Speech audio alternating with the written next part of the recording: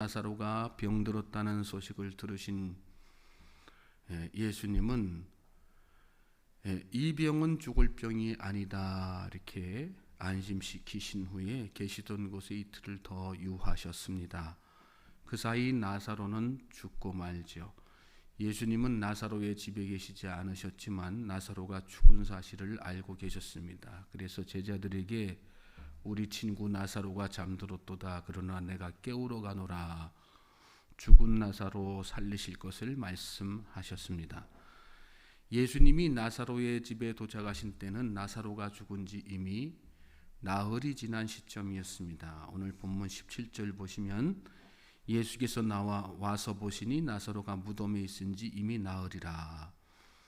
나흘은 유대인들의 장례에서 중요한 의미를 갖습니다. 당시 유대인들은 사람이 죽으면 영혼이 사흘 동안 시신 곁을 떠나지 않고 배회하면서 다시 육신 안으로 들어간다고 믿고 있었습니다. 그러므로 나흘이라고 하는 시간은 그 생각대로 본다고 해도 도저히 죽은 사람의 영혼이 다시 시신 속으로 들어가 자연적으로 살아날 가능성이 전혀 없는 나사로가 완전히 죽었음을 말씀하는 것입니다.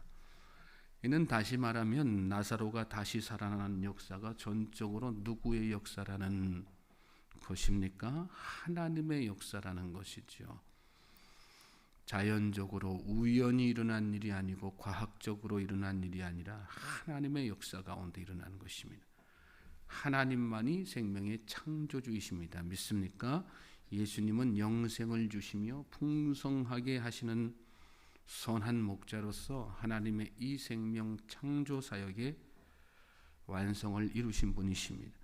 18절 19절 보십시오. 베다니는 예루살렘에서 가깝기가 한 오리쯤 되매 많은 유대인이 마르다와 마리아에게 그 오라비의 일로 위문하러 왔더니, 베다니는 예루살렘에서 가까운 동네였습니다. 말씀에 보면 한 오리쯤 되매 그렇게 나와 있는데, 오리면 대략 2km 떨어진 곳이지요. 나사로 남매와 가까운 사람들 중에 아마도 예루살렘에 사는 사람들도 많았던 것 같습니다. 19절에 보면 많은 유대인들이 조문으로 왔다 그랬는데 그들 중에는 예수님의 적대자들도 많이 있었을 것입니다. 예루살렘에서 예수님 하시는 일 보고 믿은 사람들도 있었지만 예수님을 대적하는 사람들도 있었죠. 여러 사람들이 섞여 있었을 것입니다. 앞서서 제자들이 나사로의 집에 가겠다 예수님께서 말씀하시니까 왜 거기 가십니까? 제자들이 만류하지 않습니까? 만류한 이유도 바로 이런 이유에서였죠. 거기 가면 분명히 예수님 잡으려는 대적자들이 있을 텐데 왜 거기 가십니까? 예수님은 유대인들의 위협을 무릅쓰고 나사로의 집을 찾으신 것입니다. 다른 이유가 없지요. 나사로를 사랑하셨기 때문입니다. 사랑하면 위험을 다 무릅쓰지요. 나사로를 살리시기로 작정하셨기 때문입니다. 저와 여러분에게 왜 예수님이 찾아오셨습니까? 사랑하시기 때문입니다. 죄와 사망의 권세에서 우리를 살리시기로 작정하셨기 때문에 예수님께서 오신 것입니다. 주님께서 여러분을 사랑하십니다. 믿습니까? 내가 주님의 사랑받는 자라는 것을 확신하십시오, 여러분. 두려움이 떠나갈 것입니다. 또 우울증도 다 사라지고 평안이 마음속에 넘치게 될 줄로 믿습니다. 20절에 보시면 마르다는 예수께서 오신다는 말을 듣고 곧 나가 맞이하되 마리아는 집에 앉았더라. 이런 말씀이 나옵니다. 예수님이 오신다는 소식이 나사로의 가정에도 전해졌습니다. 언니 마르다는 그 말을 듣고 곧 나가서 예수님을 맞이하지만 동생 마리아는 집에 남아 계속해서 조문객을 맡고 있었습니다. 한 핏줄을 타고났지만 이처럼 반응이 다른 것을 말씀 가운데서 보게 됩니다. 마르다와 마리아 누가 더 옳다고 이야기할 수 있을까요? 옳다고 이야기할 수 없습니다. 신앙생활이란 다 성품대로 하는 거죠. 베드로 같은 이가 있는가 하면 안드레 같은 이도 있고 바울 같은 이가 있는가 하면 바나바 같은 이도 있습니다. 통성기도 선호하는 사람이 있는가 하면 묵상기도 선호하는 그런 사람들도 있죠. 어떤 것을 선호하든 중요한 것은 무엇일까요? 주님을 더 깊이 알고 그 뜻대로 살아가는 것입니다. 저는 저와 여러분이 주님을 더 깊이 아는 참된 믿음의 성도들 될 수 있길 주님의 이름으로 소망하고 축복합니다. 소식을 듣고 달려나간 마르다가 예수님을 만나자마자 원망 섞인 불평을 쏟아냅니다. 21절에 보시면 마르다가 예수께 여짜오되 주께서 여기 계셨더라면 내 오라버니가 죽지 아니하였겠나이다. 그리고 22절에서는 그러나 나는 이제라도 주께서 무엇이든지 하나님께 구하시는 것을 하나님이 주실 줄을 아나이다. 22절 표현 보면 마르다는 분명 예수님을 신뢰하는 것을 볼 수 있습니다. 그런데 그럼에도 불구하고 예수님을 만나자마자 그에 비해서는 불평과 원망이 먼저 쏟아져 나왔습니다. 주께서 여기 계셨더라면 이 말씀에는 어떤 의미가 들어있는 걸까요? 예수님이 여기 안 계셨기 때문에 내 오라버니가 죽은 거 아니겠습니까? 왜 사람 보내서 오시라고 했을 때 진작에 왜 안 오셨냐? 그런 원망이죠. 분명히 예수님이 죽을 병이 아니라고 말씀하셔서 우리는 안심하고 또 기다리고 있었는데 왜 그 말씀대로 아니고 죽었습니까? 지금 오시긴 오셨지만 오셨다 한들 내 오라비는 죽었는데 무슨 소용이 있습니까? 그런 원망, 한탄, 탄식, 불평이 섞인 그런 말을 한 것이죠. 32절 넘어가서 보시면 마리아 또 똑같은 말을 합니다. 마리아가 예수 계신 곳에 가서 배웠고 그 발 아래 엎드려 이르되 주께서 여기 계셨더라면 내 오라버니가 죽지 아니하였겠나이다 하더라. 마르다나 마리아나 보면 거기서 거기인 믿음 상태, 아직까지는 다 그런 영적 상태인 것을 말씀 가운데 보게 되죠. 저와 여러분은 어떻습니까? 저와 여러분은 다릅니까? 우리도 알고 보면 다 거기서 거기인 믿음이지요. 평안할 때는 우리 믿음이 든든한 것 같고 또 흔들림 없는 것 같고 그렇지만 이렇게 아픔 당하고 또 환난 당하고 또 어려운 일 만나 보십시오. 우리 믿음 온데간데 없어질 때가 얼마나 많습니까? 불평 원망 쏟아져 나올 때가 얼마나 많습니까? 평상시에는 하나님 감사합니다. 하나님의 은혜 너무 놀랍고 또 우리가 그 사랑 안에 사는 거 너무나도 복된 일입니다. 믿음의 고백하면서 살지만 환난 생기고 나면 나도 모르게 입술에서 신음소리 나오고 탄식소리 나오고 원망소리 나오지 않습니까? 믿음은 다 거기서 거기입니다. 은혜는 무엇입니까? 그럼에도 불구하고 하나님은 변함없이 저와 여러분을 사랑하신다는 것입니다. 믿습니까? 하나님 앞에 감사하며 사실 수 있길 바랍니다. 자, 그런데 여기서 우리가 살펴봐야 할 말씀이 하나 있어요. 15절 말씀입니다. 15절 말씀, 같은 상황을 두고 예수님은 이 마리아 마르다 자매와 전혀 다른 해석과 말씀을 하시는 것을 15절에서 볼 수 있어요. 거기 보시면 내가 거기 있지 아니한 것을 너희를 위하여 기뻐하노니 이는 너희로 믿게 하려 함이라. 나사로가 죽은 상황은 똑같습니다. 예수님이 그 자리에 안 계셨던 상황도 똑같습니다. 그런데 마르다와 마리아는 원망 불평이 나오고 예수님은 도리어 기뻐하시는 것을 여기 말씀 가운데 보게 되죠.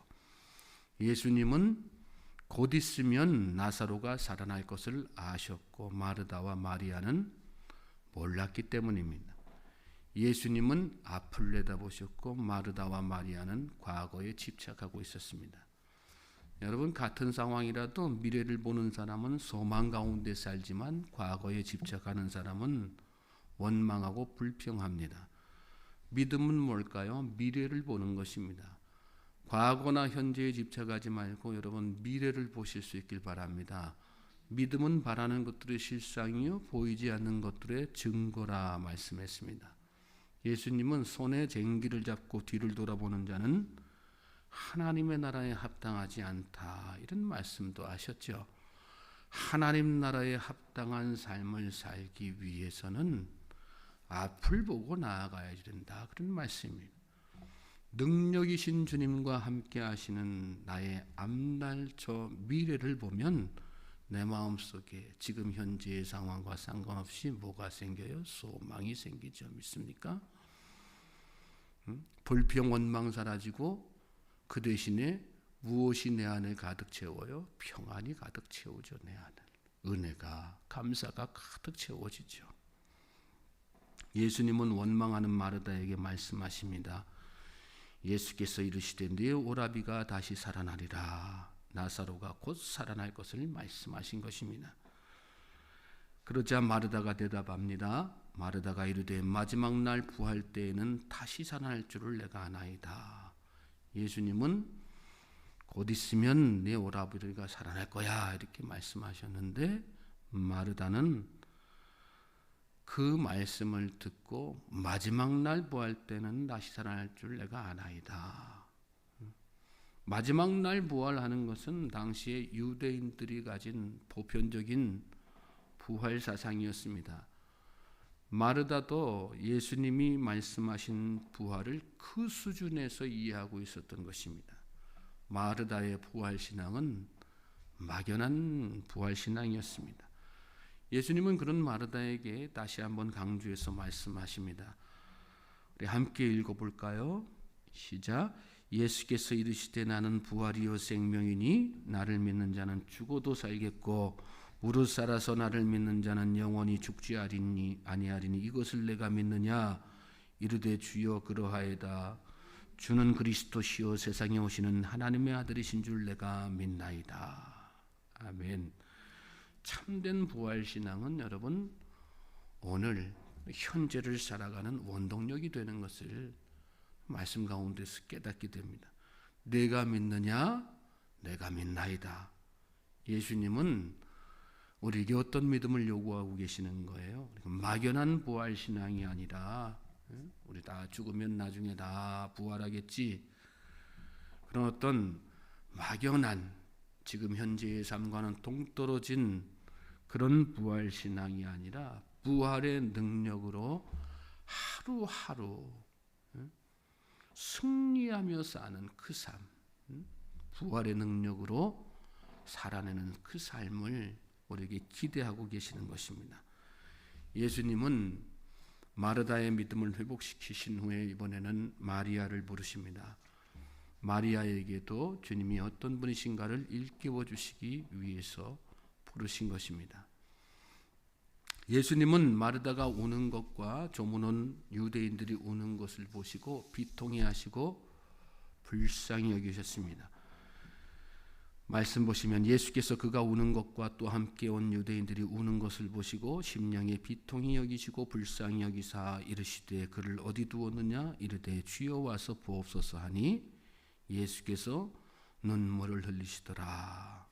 여기 말씀 보면 예수님께서 눈물을 흘리시고 비통해 하시고 불쌍히 여기셨는데 이 마르다의 모습만 본 게 아니에요. 마르다의 눈물만 비통해 하신 것이 아니라 함께 온 유대인들, 이 유대인들 중에는 어떤 사람들이 섞여 있다고 말씀드렸어요?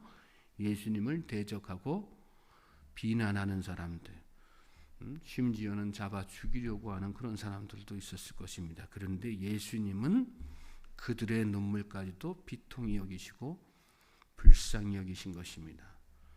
주님은 어떤 분이세요? 악한 자라도 사랑하시고 악한 자의 눈물에도 공감하시고 비통히 하시는 분입니다. 믿습니까?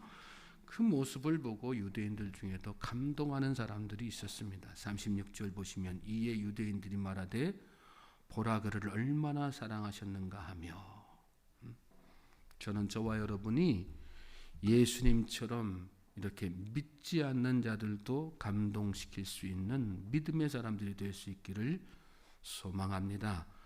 사랑밖에 없습니다. 사랑밖에. 누가복음 6장 32절 보면 너희가 만일 너희를 사랑하는 자만을 사랑하면 칭찬받을 것이 무엇이냐? 죄인들도 사랑하는 자는 사랑하느니라. 우리가 본받아야 할 주님의 사랑은 무엇입니까? 원수라도 다 사랑하는 거죠. 주님의 사랑으로 대하면 원수라도 감복하는 것입니다. 또 어떤 이는 예수님의 능력을 인정하며 아쉬움을 나타내는 사람들도 있었습니다. 37절에 그중 어떤 이는 말하되 맹인의 눈을 뜨게 한 이 사람이 그 사람은 죽지 않게 할 수 없었더냐 하더라. 맹인의 눈을 뜨게 한 능력으로 나사로를 죽지 않게 했더라면 얼마나 좋았을까 하는 그런 아쉬움이죠. 이런 아쉬움은 비록 예수님의 능력이 신적인 것이라는 것은 인정했지만 그 능력을 죽은 자도 살리실 수 있는 능력이라는 것은 깨닫지 못한 데서 나온 그런 아쉬움이지요. 믿는 자에게는 능치 못함이 없다. 예수님은 그런 말씀하셨어요. 예수님에게는 능치 못함이 없으신 것을 믿는 것, 그것이 참된 믿음입니다. 저와 여러분에게 그런 믿음이 있게 되길 바랍니다. 불가능이 없어요. 주님에게는. 우리가 생각하는 거, 우리의 이성, 지식, 우리가 가진 능력의 한계 안에서 예수님을 바라보지 말고 능력 밖에 계신, 우리의 능력 밖에 계신 능력을 초월하시는 예수님을 믿으시기 바랍니다. 그럴 때 주님의 능력이 내 안에서 살아 역사하시는 것입니다. 예수님께서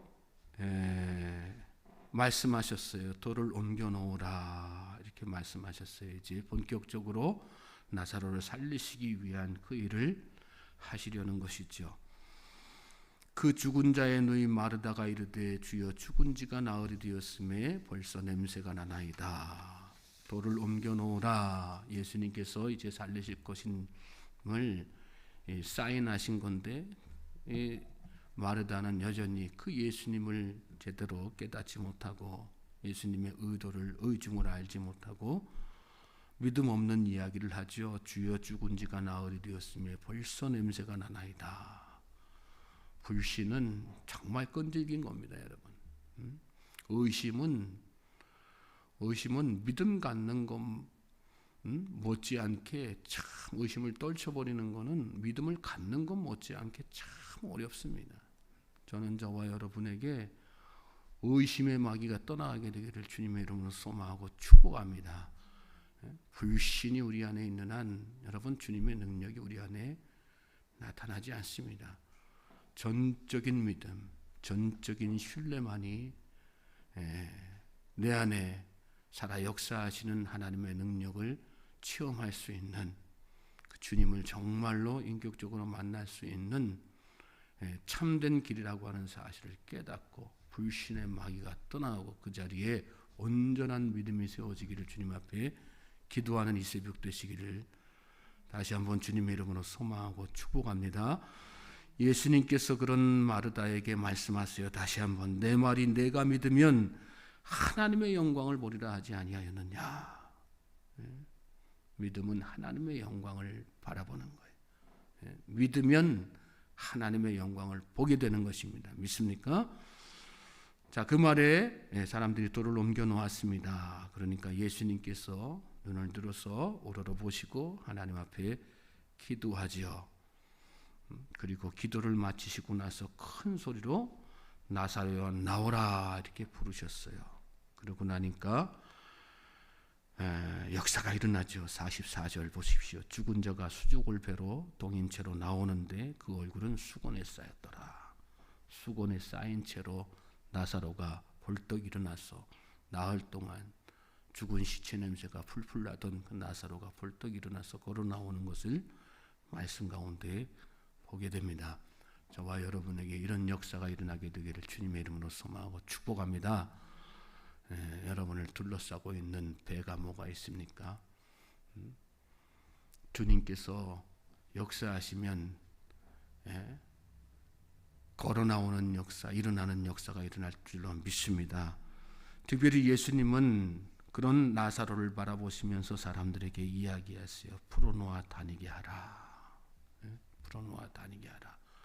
예수님께서 풀어주신 게 아니에요. 예수님께서 다니게 하신 게 아니에요. 사람들에게 위임하셨어요. 너희들 손으로 풀어놓아서 이 나사로 다니게 하라. 이 얘기는 뭐예요? 주님께서 이렇게 배로 동여 앞을 볼 수 없고 걸을 수 없는 자들에게 자들을 풀어놓고 다니게 하는 그런 사명을 이 주변의 사람들에게, 믿음 없어서 예수님 믿지 못한 사람들, 그 사람들의 믿음을 다 회복시키시고 그리고 그 사람들에게 사명을 주신 것이죠. 저와 여러분에게도 저는 저와 여러분이 사명에 눈뜰 수 있게 되길 주님의 이름으로 소망하고 축복합니다. 하나님께서 저와 여러분의 눈을 열어서 사명 보게 하실 줄로 믿습니다. 영안이 열리면, 믿음의 눈이 열리면 참된 믿음을 가지고 예수님을 인격적으로 만나고 주님의 뜻을 바로 알게 되면 뭐가 보이기 시작해요? 사명이 보이기 시작합니다. 풀어놓아 다니게 하라. 오늘 이 말씀을 마음속 깊이 있게 새기고 주님께서 주신 사명을 감당하며 사는 복된 하루 되시기를 주님의 이름으로 소망하고 축복합니다. 주님의 놀라운 나사로를 일으키셨던 부활의 능력이 저와 여러분과 함께 하실 줄로 믿습니다.